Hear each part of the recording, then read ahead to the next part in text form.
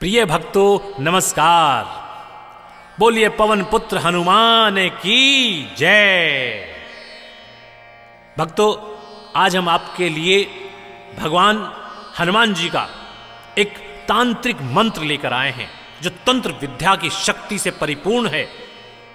यदि आप इस मंत्र को मंगलवार या शनिवार को सुनते हैं, जो व्यक्ति मात्र इसको 11 बार प्रतिदिन सुनेगा या शनिवार और मंगलवार के दिन 108 बार इसका श्रवण करेगा, उस व्यक्ति के ऊपर कभी भी शत्रु हावी नहीं होगा। वो व्यक्ति सदैव अपने शत्रु पर विजय प्राप्त करेगा। गंभीर से गंभीर संकट भी यदि उसके ऊपर आ जाएगा तो भी वो उससे निकल जाएगा। कितने भी शक्तिशाली शत्रु आकर उसको घेर लेंगे तो भी हनुमान जी महाराज की कृपा से वो उन सब पर विजय प्राप्त करेगा और उनसे मुक्ति प्राप्त होगी। ये इस तांत्रिक मंत्र की शक्ति है। ये गुरु जी महाराज ने बोला है, ये आपको आशीर्वाद दिया है और उन्होंने कहा है कि कृपा करके उनसे कहो कि ये मंगल और शनिवार को यदि 108 बार करते हैं, यदि उनका किसी शत्रु से बैर चल रहा है तो वो अवश्य, ऐसे लोग अवश्य ही इसका श्रवण करें, बार बार करें, जिससे कि उनमें इतनी ताकत, उनमें इतनी शक्ति, इतनी ऊर्जा उत्पन्न होगी कि उनके शत्रु उन्हें देखकर ही अपने आप डर जाएंगे, दूर चले जाएंगे और उनसे मुक्ति प्राप्त होगी। आइए ऐसे प्रभावशाली तांत्रिक मंत्र को हम आपको सुनाते हैं। ध्यान से सुनना है, बहुत ध्यान लगाकर सुनना है, जिससे कि ये आपके शरीर के अंदर जाए और आप में शक्ति का संचार हो, शत्रु का संहार हो सके। जिससे ओम पूर्वक पिमुखाय पच्चमुख हनुमते टम टम टम टम टम सकल शत्रु संहरणाय स्वाहा। ओम पूर्वक पिमुखाय पच्चमुख हनुमते टम टम टम टम टम सकल शत्रु संहरणाय स्वाहा। ओम पूर्वक पिमुखाय पच्चमुख हनुमते टम टम टम टम टम सकल शत्रु संहरणाय स्वाहा। ओम पूर्वक पिमुखाय पच्चमुख हनुमते टम टम टम टम टम सकल शत्रु संहरणाय स्वाहा। ओम पूर्वक पिमुखाय पच्चमुख हनुमते टम टम टम टम टम सकल शत्रु संहरणाय स्वाहा। ओम पूर्वक पिमुखाय पच्चमुख हनुमते टम टम टम टम टम सकल शत्रु संहरणाय स्वाहा। ओम पूर्वक पिमुखाय पच्चमुख हनुमते टम टम टम टम टम सकल शत्रु संहरणाय स्वाहा। ओम पूर्वक पिमुखाय पच्चमुख हनुमते टम टम टम टम टम सकल शत्रु संहरणाय स्वाहा। ओम पूर्वक पिमुखाय पच्चमुख हनुमते टम टम टम टम टम सकल शत्रु संहरणाय स्वाहा। ओम पूर्वक पिमुखाय पच्चमुख हनुमते तं तं तं तं तं सकल शत्रु संहरणाय स्वाहा। ओम पूर्वक पिमुखाय पश्चमुख हनुमते तं तं तं तं तं सकल शत्रु संहरणाय स्वाहा। ओम पूर्वक पिमुखाय पश्चमुख हनुमते तं तं तं तं तं सकल शत्रु संहरणाय स्वाहा। ओम पूर्वक पिमुखाय पश्चमुख हनुमते तं तं तं तं तं सकल शत्रु संहरणाय स्वाहा। ओम पूर्वक पिमुखाय पश्चमुख हनुमते तं तं तं तं तं सकल शत्रु संहरणाय स्वाहा। ओम पूर्वक पिमुखाय पश्चमुख हनुमते तं तं तं तं तं सकल शत्रु संहरणाय स्वाहा। ओम पूर्वक पिमुखाय पश्चमुख हनुमते तं तं तं तं तं सकल शत्रु संहरणाय स्वाहा। ओम पूर्वक पिमुखाय पश्चमुख हनुमते तं तं तं तं तं सकल शत्रु संहरणाय स्वाहा। ओम पूर्वक पिमुखाय पश्चमुख हनुमते तं तं तं तं तं सकल शत्रु संहरणाय स्वाहा। ओम पूर्वक पिमुखाय पश्चमुख हनुमते तं तं तं तं तं सकल शत्रु संहरणाय स्वाहा।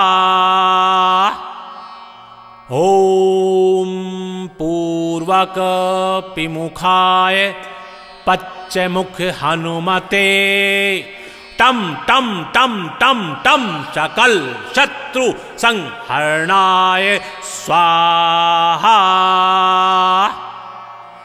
ओम पूर्वक पिमुखाय पश्चमुख हनुमते तं तं तं तं तं सकल शत्रु संहरणाय स्वाहा। ओम पूर्वक पिमुखाय पश्चमुख हनुमते तं तं तं तं तं सकल शत्रु संहरणाय स्वाहा। ओम पूर्वक पिमुखाय पश्चमुख हनुमते तं तं तं तं तं सकल शत्रु संहरणाय स्वाहा। ओम पूर्वक पिमुखाय पश्चमुख हनुमते तं तं तं तं तं सकल शत्रु संहरणाय स्वाहा। ओम पूर्वक पिमुखाय पश्चमुख हनुमते तं तं तं तं तं सकल शत्रु संहरणाय स्वाहा। ओम पूर्वक पिमुखाय पच्चमुख हनुमते तं तं तं तं तं सकल शत्रु संहरणाय स्वाहा।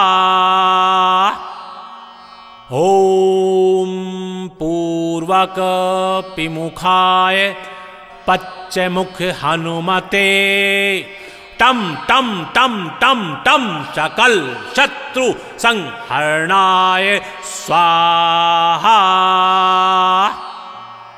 ओम पूर्वक पिमुखाय पच्चमुख हनुमते तं तं तं तं तं सकल शत्रु संहरणाय स्वाहा। ओम पूर्वक पिमुखाय पच्चमुख हनुमते तं तं तं तं तं सकल शत्रु संहरणाय स्वाहा। ओम पूर्वक पिमुखाय पच्चमुख हनुमते तं तं तं तं तं सकल शत्रु संहरणाय स्वाहा। ओम पूर्वक पिमुखाय पच्चमुख हनुमते तं तं तं तं तं सकल शत्रु संहरणाय स्वाहा। ओम पूर्वक पिमुखाय पच्चमुख हनुमते तं तं तं तं तं सकल शत्रु संहरणाय स्वाहा। ओम पूर्वक पिमुखाय पच्चमुख हनुमते तं तं तं तं तं सकल शत्रु संहरणाय स्वाहा। ओम पूर्वक पिमुखाय पच्चमुख हनुमते तं तं तं तं तं सकल शत्रु संहरणाय स्वाहा। ओम पूर्वक पिमुखाय पच्चमुख हनुमते तं तं तं तं तं सकल शत्रु संहरणाय स्वाहा। ओम पूर्वक पिमुखाय पच्चमुख हनुमते तं तं तं तं तं सकल शत्रु संहरणाय स्वाहा।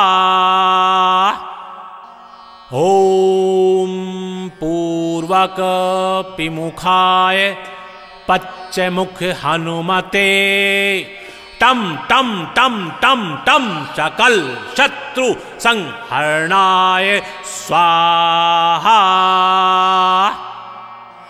ओम पूर्वक पिमुखाय पच्चमुख हनुमते तं तं तं तं तं सकल शत्रु संहरणाय स्वाहा।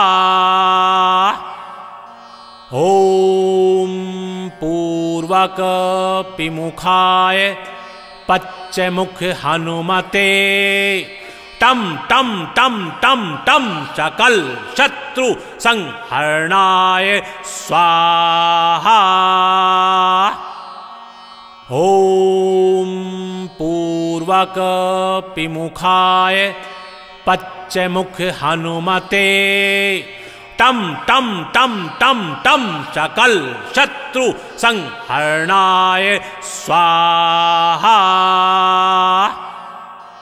ओम पूर्वक पिमुखाय पच्चमुख हनुमते तं तं तं तं तं सकल शत्रु संहरणाय स्वाहा।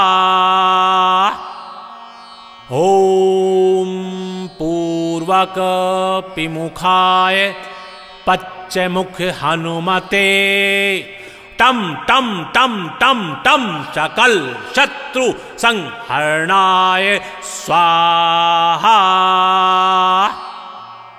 ओम पूर्वक पिमुखाय पच्चमुख हनुमते तम तम तम तम तम सकल शत्रु संहरणाय स्वाहा। ओम पूर्वक पिमुखाय पच्चमुख हनुमते तम तम तम तम तम सकल शत्रु संहरणाय स्वाहा।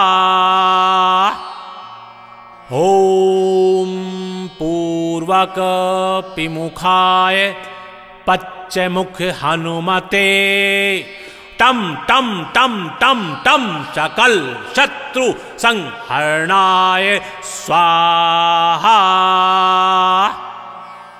ओम पूर्वक पिमुखाय पच्चमुख हनुमते तम तम तम तम तम सकल शत्रु संहरणाय स्वाहा। ओम पूर्वक पिमुखाय पच्चमुख हनुमते तम तम तम तम तम सकल शत्रु संहरणाय स्वाहा। जी भक्तों, ये है वो ओजस्वी तांत्रिक मंत्र हनुमान जी महाराज जी का, जिससे आपके शरीर के अंदर एक ऊर्जा का संचार होता है, एक तेज आपके अंदर बनता है, जिससे आपके शत्रुओं का नाश होता है, उन पर आपकी सदैव विजय होती है। बोलिए हनुमान जी महाराज की जय।